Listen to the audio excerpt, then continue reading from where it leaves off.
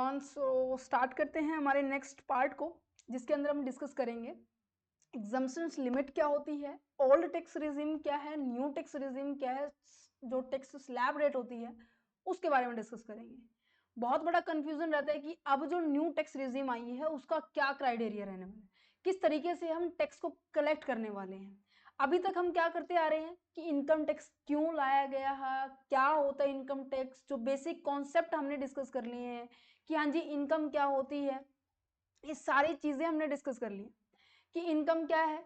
वो आपको ध्यान में आ गया होगा, assessment year, previous year, that mean जिसमें हम कमाते हैं उसे हम प्रीवियस ईयर कहते हैं। Assessment year in the sense कि जिसमें हम कमाए हुए पैसे के ऊपर गवर्नमेंट को टैक्स देते हैं, वो असेसमेंट ईयर होते हैं। याद कैसे करवाया था, रिकॉल करो जल्दी से इसको। जैसे मैं कहते हैं ना कि प्रीवियस ईयर क्वेश्चन पेपर क्या है मैम, कौन सा क्वेश्चन हमें करना चाहिए, दैट मीन्स अभी आप देखो यहाँ खड़े हैं, अभी आप अगस्त में खड़े हैं, ठीक है, अभी दिसंबर में पेपर होंगे, तो आप क्या कहते हैं कि जो पीछे जो पेपर हुए थे ना मैम, दिसंबर 2024 में जो पेपर हुए हैं ना उसको बता दीजिए। दैट मीन्स प्रीवियस ईयर कौन सा होगा, जिस साल आपने कमाया होगा, पिछले साल आपने कमाया था, है ना, और अगले साल उसकी असेसमेंट करते हो। फिर आप इस साल कमा रहे हो 2025 में, अगले साल फिर इसकी असेसमेंट करोगे कि मैंने पीछे कितना कमाया था, 2026 में असेसमेंट करोगे। तो इस तरीके से मैंने आपको समझाया एसएससी कौन होते हैं, दैट मीन्स पर्सन कौन होते हैं, किसको टैक्स देना जरूरी होता है, वो मैंने बताया है। अब हम बात करते हैं हमारे एग्जम्पशंस लिमिट को। ये बहुत बड़ा टॉपिक है, ध्यान से समझना, बहुत इजी भी है, कोई मुश्किल वाली बात नहीं है। तो चलो स्टार्ट करते हैं। एग्जम्पशन लिमिट का मतलब ये होता है बच्चे कि आप एक लिमिट में रहकर काम करेंगे ना, जैसे हम कहते हैं ना क्लास में एक डिसिप्लिन मेंटेन होना बहुत ज्यादा जरूरी होता है, राइट। अगर आपने डिसिप्लिन मेंटेन नहीं किया तो आपके ऊपर पेनल्टी चार्ज की जाती है, आपके ऊपर फाइन चार्ज करते हैं स्कूल वाले, कॉलेज वाले, है ना। सेम इस तरीके से इनकम टैक्स में भी है। अगर आप एक लिमिट में हो ना, आपकी इनकम एक लिमिट में है, तो आपको किसी भी तरीके का टैक्स नहीं देना, नो टैक्स, कोई भी टैक्स नहीं देना। अगर आपने ये लिमिट क्रॉस करके इस बॉक्स से बाहर आए ना, तो गवर्नमेंट कहती है कि अब कुछ परसेंटेज इनकम के बेसिस पे आपको टैक्स देना पड़ेगा ही पड़ेगा। तो एग्जम्पशन लिमिट क्या है, एक टैक्स फ्री पॉकेट है, ये जो बॉक्स है ना पॉकेट बनाई है मैंने, ठीक है, of your income, so you pay tax only on what's above it. जो भी एक्स्ट्रा अमाउंट होगी ना ये वाली, उसी के ऊपर क्या करना पड़ेगा, आपको टैक्स देना पड़ेगा। समझ में आ रहा है या नहीं आ रहा। चलो छोटा सा एग्जांपल ले लेते हैं। इसके अंदर ना जैसे दो रिजीम है, एक तो ओल्ड रिजीम जो कि 1961 से एज इट इज चलती आ रही है, उसमें अभी तक कोई भी चेंज नहीं हुआ, 2025 लग चुका है। और अब एक आई है न्यू रिजीम, जो कि अब जो 1 फरवरी 2025 को जो आया है ना बजट, उसमें फिर दोबारा से चेंज होगी, वो हम डिस्कस करेंगे, ठीक है। तो यहाँ पर देखो कहते हैं ओल्ड रिजीम न्यू रिजीम दोनों को डिस्कस करेंगे, बट एक क्राइटेरिया लेकर चलते हैं पहले आपको समझाने के लिए। चलो मैंने कहा यहाँ पर ना पर्सन्स की ना कैटेगरी बना रही हूँ मैं। एक पर्सन है जिसकी उम्र जो है 60 साल से कम है, ठीक है। एक है जिसकी उम्र 80 से तो कम है बट 60 साल से ज्यादा है, ठीक है, इस पर्सन की मीन्स की 60 और 80 के बीच के दौरान में आ रहा है। चलो जी ठीक है। एक है पर्सन जिसकी 80 से ज्यादा है, अबोव 80 है, ठीक है, मोर देन 80 बोल सकते हैं इसको, मोर देन 80 एज है। एक है 60 साल से कम उम्र का, बिलो 60, ठीक है। मैंने 3 पर्सन बनाए हैं, ठीक है, इसमें आप अपने आप को लाई कर सकते हो। फॉर एग्जाम्पल यहां पर है आप, यहां पर आपके पापा जी, और यहां पर है आपके दादाजी, ठीक है। अब मैंने फॉर एग्जाम्पल आप तीनों कमा रहे हैं, आप जितने बच्चे देख रहे हैं ना बच्चे अपने अपने आप को यहाँ पे पुटअप कर लो, ठीक है, आप तीनों कमा रहे हैं। तो यहाँ पर ओल्ड रिजीम ये कहता है, पुराना जो रिजीम ये कहता है कि मैंने ना रेट जो है ना, रेट जो परसेंटेज है वो डिसाइड कैसे की है, मैंने एज को क्राइटेरिया माना है, एज को बेस माना है। मैंने 3 तरीके से बेस को एज को डिवाइड कर दिया। एक तो 60 साल से कम उम्र का है, एक 60 से 80 साल के बीच में है और एक 80 साल से बड़ा है। अब इसको हम पता है क्या कहेंगे, इसको तो हम क्या कहते हैं, सिंपल इंडिविजुअल कहते हैं। यहाँ पे मैं कह सकती हूँ नॉर्मल सिटीजन, ठीक है। और जो 80 और 60 के बीच में आ रहा है उसे हम बोलेंगे सीनियर सिटीजन। समझ में आ रहा है? कहते हैं अच्छा जी। अगर मैंने कहा कि इससे बड़े जो उम्र है उसे हम क्या कहेंगे, सुपर सीनियर सिटीजन। क्या इतना समझ में आया आप सभी को? जल्दी से पहले मुझे ये बताइए, आप लोगों को इतना समझ में आया कि एक तो है नॉर्मल सिटीजन जिसकी उम्र 60 साल से कम उम्र है, एक है सीनियर सिटीजन जिसकी उम्र 60 से 80 के बीच में है, एक है सुपर सीनियर सिटीजन जो कि है आपकी 80 साल की उम्र में, ठीक है। तो तीनों को मैंने यहाँ पर डिवाइड कर दिया। चलो जी, अब बढ़ते हैं हमारे पॉइंट्स। अब इसकी ना रेट हम डिस्कस करेंगे, बड़े आसान तरीके से समझेंगे, ध्यान से समझते रहना बस।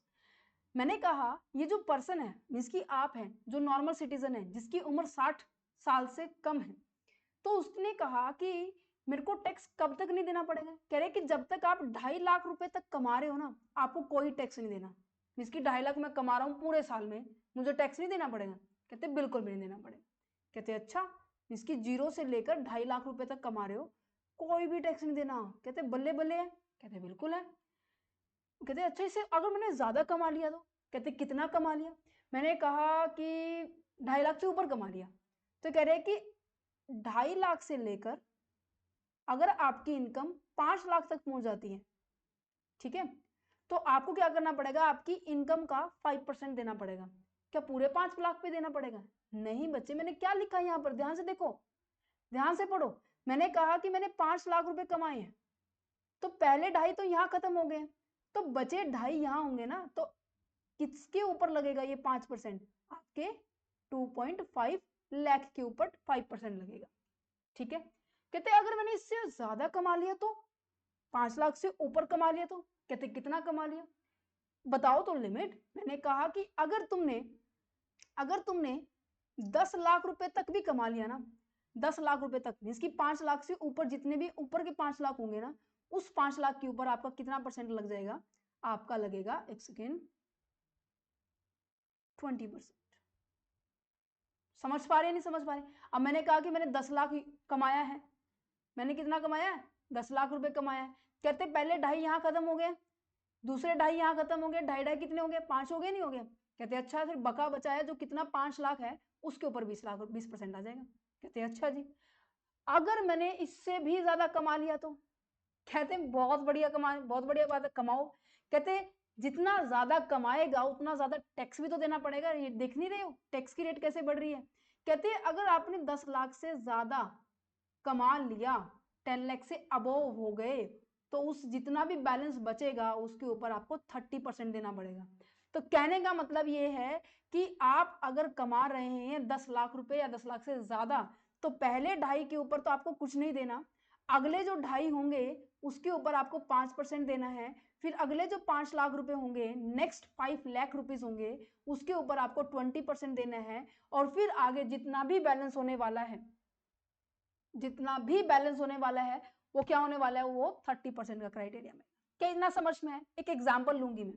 फॉर एग्जाम्पल मैंने कहा कि जो ये यहाँ पर जैसे कि मिस्टर शर्मा जी हैं, उन्होंने कहा कि मेरी इनकम ना 8 लाख रुपए है।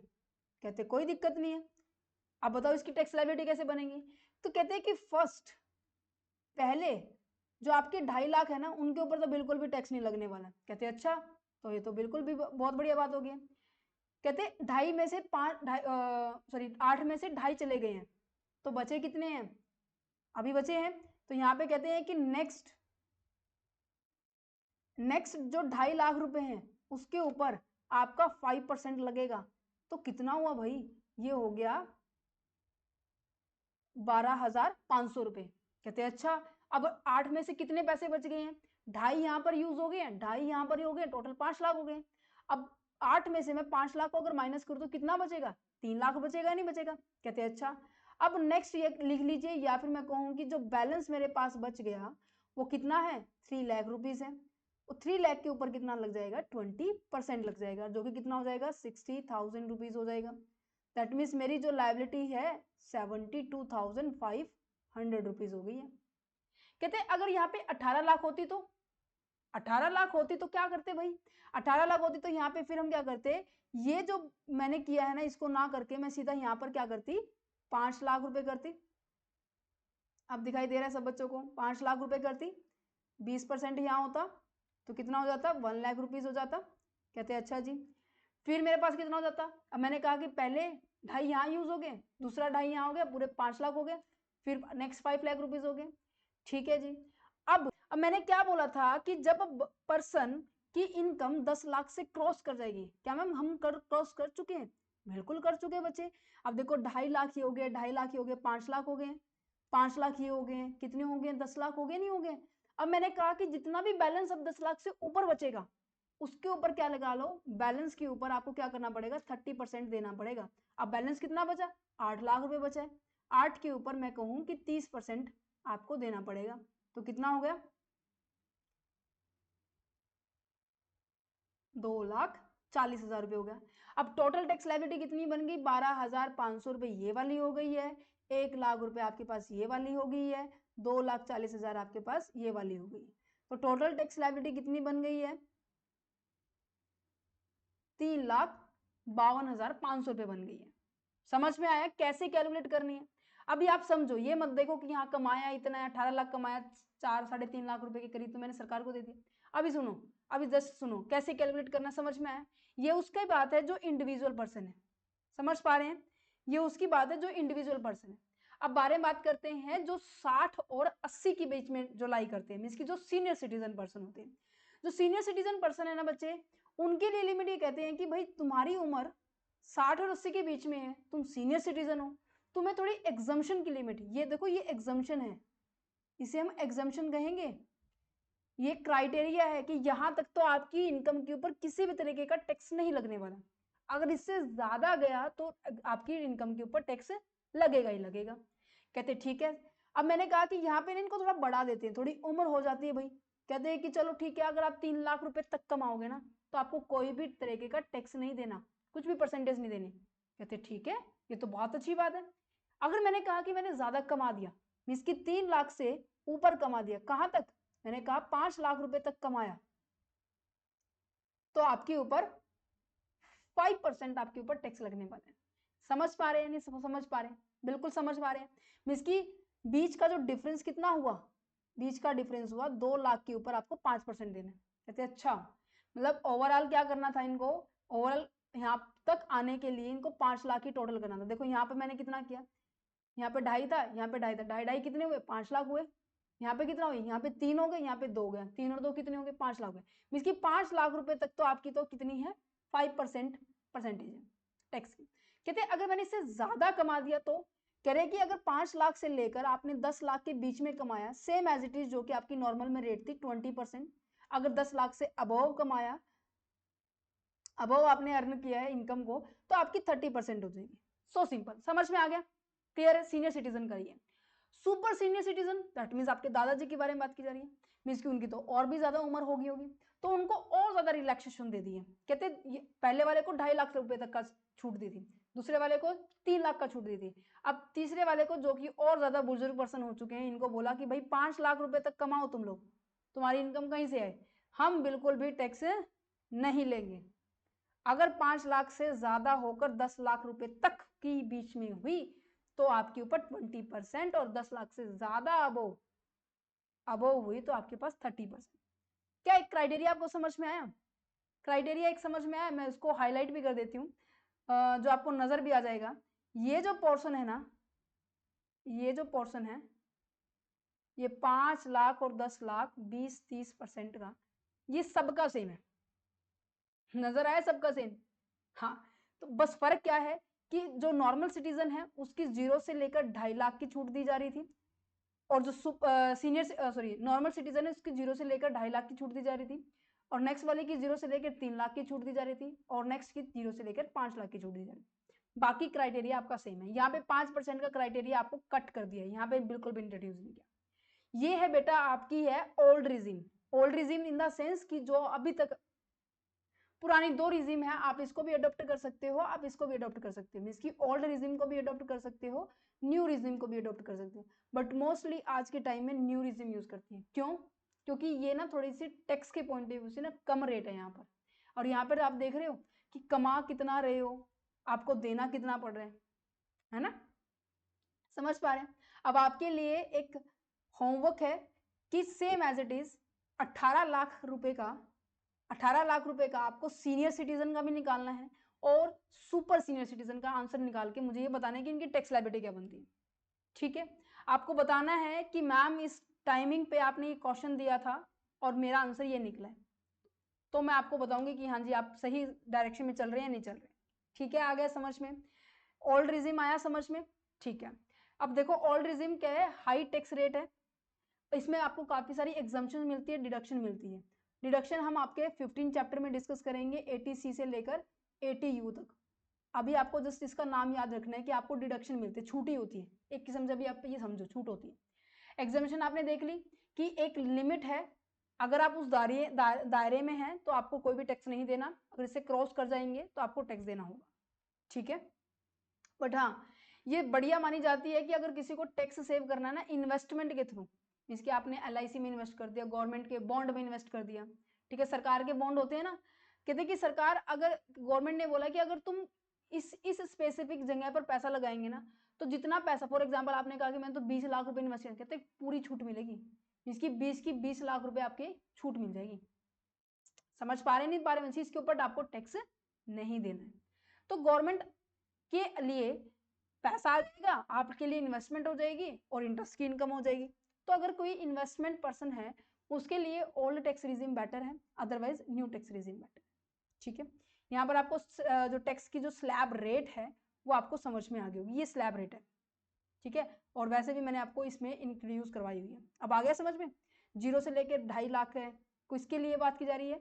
नॉन जो 60 साल की उम्र तक है।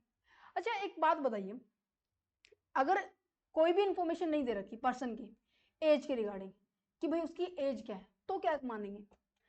नॉर्मल मानेंगे, सीनियर सिटीजन मानेंगे, या फिर सुपर सीनियर मानेंगे? तो आंसर आएगा बच्चे मैं उसको नॉर्मल मानूंगी। पहली बात तो ये, अगर एज के रिगार्डिंग कोई भी इंफॉर्मेशन आपको नहीं दी हुई है तो आप उसको कंसीडर करेंगे कि वो 60 एज के अंदर आता है। दूसरा, अगर वो नॉन रेजिडेंट हुआ, NRI हुआ, मींस की भारत का पर्सन नहीं है, मींस की बाहर से उसका कोई रिलेशन नहीं है और वो बाहर से इनकम जनरेट कर रहे हैं, तो उस पर्सन को भी इसमें ही कंसीडर करेंगे 60 एज वाले में, क्योंकि इस वाले एज के अंदर ना आपको ज्यादा टैक्स पे करना पड़ेगा। आप देखेंगे ना, आप कैलकुलेट करके दिखाएंगे मुझे, 18 लाख के ऊपर अमाउंट इसलिए मैंने सेम रखी है कि आपको डिफरेंशिएट करना आ जाएगा किसमें ज्यादा टैक्स पड़ रहा है, सबसे ज्यादा इसमें टैक्स पड़ रहा है, पे करना पड़ेगा आपको। ठीक है, समझ में आया? ये मैंने और बायफार्गेट कर दिया है आपको, 60 ईयर, दिस वन आप इसको रीड आउट करना। न्यू टैक्स रिजीम क्या है अकॉर्डिंग टू द बजट 2025 के हिसाब से? यहां पर भी एक दायरा दिया गया है, वो दायरा क्या है? Just a second, okay I think मुझे नया पेज लेना पड़ेगा, चलो इसमें ही कर लेते थोड़ा सा। न्यू टैक्स रिजीम के अंदर, अब ओल्ड में तो आपने देख लिया 3 कैटेगरी है एज के बेसिस पे, ये यहाँ पे कहते हैं कि कोई एज मैटर नहीं करती, आपकी कुछ भी एज हो कोई मतलब नहीं है, बस आपको न्यू रिजीम जो क्या है 115 BAC में जो आप आते हो, उसमें बोला गया है कि अगर आप न्यू टैक्स रिजीम अप्लाई करते हो ना, तो ये बोलते हैं कि पहले 1 से लेकर 4 लाख तक का अगर आपकी इनकम हो जाए ना, 4 लाख तक की आपकी इनकम हो जाए ना, तो कह रहे कि कोई भी टैक्स नहीं देना। कहते हैं बहुत बढ़िया, चाहे आपकी उम्र 16 से 60 से कम हो, चाहे 80 के बीच में हो, फिर भी देखो 4 लाख तक कोई टैक्स नहीं देना, तो लोग आएंगे नहीं आएंगे? इसलिए थोड़ा सा टैक्स सेविंग पॉइंट माना जाता है। ठीक है, इसमें रेट थोड़ा कम है। कहते हैं अच्छा 4 लाख से ज्यादा हो गया तो 4 का टेबल आता है सबको, 4, 8, 12, 16, 20, 24, 24 देन आगे 28 है ना, तो 4 का टेबल काउंट करना है, दैट्स इट। 4 लाख से लेकर 8 लाख तक का कहते कितना देना है? कह रहे 5% देना है। इधर साइड 4 का टेबल काउंट करना है और इधर साइड 5 का टेबल काउंट करना है। याद करने की ट्रिक बता रही हूँ क्योंकि बहुत सारी चीजें हैं जो आपको याद नहीं कर सकती, इतनी बड़ी मोटी बुक है, क्या क्या याद करोगे भाई। इनकम टैक्स है, इंटरेस्ट से पढ़ेंगे, बिल्कुल मजे से पढ़ेंगे, ठीक है। यहाँ पे 4 का टेबल काउंट कर रहे हैं, कहते हैं 4 लाख से लेकर 8 लाख में इसके बीच के जो बचे 4 लाख है ना, इसके ऊपर आपको 5% देना है। कहते हैं अच्छा जी, 8 लाख से लेकर 12 लाख तक की अगर आपकी इनकम हो गई है तो आपको 10% देना है इसकी। नेक्स्ट फिर 4 लाख के ऊपर 10% देना है। कहने हैं कि फिर 12 लाख से लेकर फिर 16 लाख के बीच में हुई तो फिर आपको 15% देना है। समझ में आ रहा है। 16 लाख से लेकर आपकी 20% हुई तो 20 लाख हुई तो आपको 20% देना है। 20 से लेकर 24 हुई तो आपको 25% देना है। 24 से अगर अब ज्यादा हो जाती है, अब ऐसे तो टेबल काउंट करते ही रह जाएंगे हम, है ना। तो अगर इससे ज्यादा हो जाती है तो आपको क्या करना है, 30% आपकी इससे जितनी भी बड़ी इनकम होगी। अभी आपको एक बात नजर आई, एक बात नजर आई, ऊपर तो क्या था कि केवल 10 लाख से ऊपर एक्सीड करते ही, 10 लाख से एक्सीड करते ही 30% था, और यहां पर देखो 24 लाख तक पहुंच गए हैं तब 30% देना पड़ रहा है। तो न्यू टैक्स रिजीम है ना, वो थोड़ा सा टैक्स सेविंग पॉइंट हम मानते हैं, ठीक है। और मोस्ट ऑफ जो पर्सन होते हैं ना इसको अडॉप्ट करते हैं।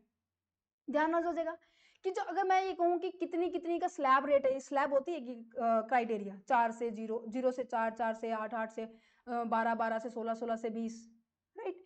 और कितना परसेंट लगेगा वो 5 का टेबल काउंट कर देना। समझ में आ रहा है, समझ में आ रहा है, बिल्कुल इजी लग रहा है। कहते हैं अच्छा ये मैम ऐसा है कि हाँ कभी इसको अडॉप्ट कर लो, कभी ओल्ड को कर लो, ओल्ड को छोड़ के फिर न्यू को कर लो, नहीं। ये केवल ये जो ऐसे ना कहते हैं ना कि जिगजैग खेलना, कि पसंद आया कहते हैं हाँ, अगले साल कहते हैं नहीं पसंद आए हटा दिया, अगले साल कह रहे कि अगली बार मैं फिर बदल रहा हूँ। ये केवल और केवल सैलरी पर्सन कर सकता है, मीन्स की जिसकी जो किसी एम्प्लॉय के अंदर काम करते हैं, कोई बिजनेसमैन नहीं ऐसा अडॉप्ट कर सकता है। ये वैसे आगे आएगा, पीजीबीपी हेड के अंदर आएगा और इनकम सैलरी हेड में भी आएगा, ठीक है। तो अब यहाँ पर देखो लोअर टैक्स रेट क्यों माना जाता है, क्योंकि 4 लाख रुपए तक तो कुछ देना ही नहीं है सरकार को, 4 लाख रुपए आराम से कमाओ मजे से, है ना। और मैक्सिमम 24 लाख तक पहुंच जाएंगे फिर आपको 30% देना है, ठीक है। ये आपको दिया हुआ मैंने। और एक और क्वेश्चन आया था बच्चों का कि मैम नोट्स कहाँ से लेने हैं। ये व्हाट्सएप नंबर का जो लिंक है और व्हाट्सएप नंबर मैंने दिया हुआ है, आप इस पे कांटेक्ट कर सकते हैं टीम के साथ, ठीक है। आपको पीडीएफ मिल जाएगी, एक लिटिल अमाउंट आपसे चार्ज की जाएगी, ठीक है, वो आपको पे करनी है और देन आप उस नोट्स को एक्सेस कर सकते हैं, ठीक है। अब यहाँ पर देखो जो 1 अप्रैल 2025 से लेकर 31 मार्च 2026 आया है जो इनकम टैक्स है, ठीक है। और जो हमारा जो पुराना है ओल्ड में, अब देखो बायफरकेट डिफरेंस समझ में आ जाएगा आपको कि जो ओल्ड टैक्स था ना, ओल्ड जो रिजीम थी उसमें जो बेसिक अजम्पशन में इसकी छूट कितने तक की थी, कहते 2.5 लाख रुपए तक कमा रहे हो कोई दिक्कत नहीं है, कोई टैक्स नहीं देना। अगर जैसे ही 2.5 लाख से आपको एक्सीड करोगे उसके बाद टैक्स की रेट आपको पता लग गई होगी, एज के बेसिस पे लग रही है, ठीक है। नॉर्मली क्या है 5%, 20%, 30%। और न्यू टैक्स रिजीम में क्या कह रहे हैं कि 4 लाख रुपए तक कमाओ कोई दिक्कत नहीं है, 4 लाख रुपए से जैसे ही आप एक्सीड करेंगे तो आपको ये रेट आपको कम बाद में जाके 30% है ना। कहते हैं अच्छा रिबेट अभी हम आगे पढ़ेंगे, सेक्शन 87A के अंदर पढ़ेंगे। डिडक्शन हम पढ़ेंगे सेक्शन 16(1) के अंदर पढ़ेंगे, ठीक है। समझ पा रहे केवल सैलरीड पर्सन को मिलेगा। और टैक्स स्लैब ये हमारी हो चुकी है, ये 2 पॉइंट अभी हम आगे बढ़ेंगे, ठीक है। अब इसको होल्ड रखो। क्या इतनी समझ में आई क्या मैम? फिर सिंपल सी बात है, सारे के सारे न्यू टैक्स रिजिम को ही अप्लाई करेंगे। तो मैंने तो कहा ये न्यू रिजिम को अप्लाई करेंगे, बट वही बात है ना, हर चीज के ना फायदे भी होते हैं, हर चीज के नुकसान भी होते हैं। फायदे और नुकसान को मैं अगर कंसीडर करूं तो क्या आएगा, अगर मैं ओल्ड टैक्स रिजिम को ले रही हूँ तो आपको बहुत सारी एग्जाम्पशन मिलती है अलग अलग तरह की, वो चैप्टर वाइज हम डिस्कस करेंगे। अलग अलग तरह की डिडक्शन मिलेगी, जो मैंने बताया 80C से लेकर 80U तक की डिडक्शन मिलेगी, बट यहाँ पर ये आपको नहीं मिलेगी इनकम न्यू टैक्स रिजिम में।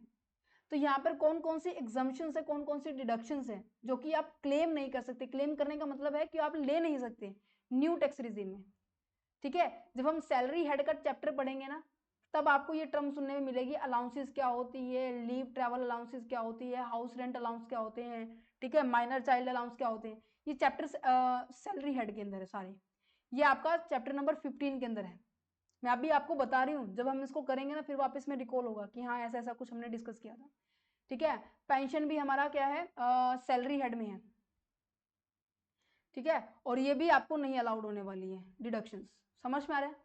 आई थिंक आपको ये टॉपिक समझ में आ गया होगा कि कैसे कैसे हम कैलकुलेट करेंगे इनकम टैक्स की जो स्लैब रेट होती है, ठीक है।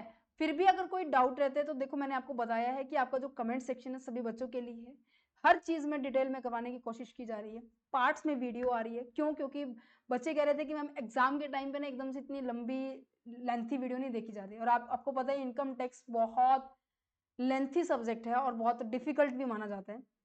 कोशिश यही रहेगी कि मैं आपको हर तरीके से, हर एस्पेक्ट से मैं आपको समझाऊं। फिर भी कोई आपको सजेशन देना है, कोई आइडिया देना है कि मैम इस तरीके से नहीं ऐसे समझाओ, कोई और एग्जाम्पल हो, तो आप मुझे सजेशन दे सकते हैं, मैं उसको जरूर इम्प्लीमेंट करूंगी। जैसे हमने प्रीवियस जो हमारा सजेशन था कि बच्चे कह रहे थे कि मैम आपके नोट्स में ना नोट नंबर नहीं लिखा होता, कितने नंबर ऑफ पेजेस हमने पर पहुंच चुके हैं। तो जो अभी हम फिलहाल हैं वो हमारा 16 पेज नंबर है, वो आपको नजर आ रहा होगा हर जो पीडीएफ के अंदर पेज नंबर आपको नजर आएंगे, नजर आ रहा है। तो वो आपके लिए सहूलियत कर दी है मैंने, ठीक है। डायग्राम मैंने ऐड ऑन कर दिया कि आपको इजी कॉन्सेप्ट याद हो जाए। पिछले साल को मैं कंपेयर कर रही हूँ, और बाकी जो भी चीज़ें आप हमें कमेंट कर सकते हैं, आपको मैं ज़रूर वो इम्प्लीमेंट करके दिखाऊंगी, ठीक है। ओके, सो नेक्स्ट पार्ट में हम डिस्कस करेंगे, हमारा लास्ट तो नहीं है, 4th पार्ट है, और जिसके अंदर हम डिस्कस करेंगे ग्रॉस टोटल इनकम क्या है, रिबेट क्या है, सरचार्ज क्या है, जो कि अभी आज हमने कहा है कि इसको हम नेक्स्ट पार्ट में डिस्कस करेंगे, ठीक है। So thank you for watching this video, have a nice day, मिलते हैं नेक्स्ट पार्ट में। ओके।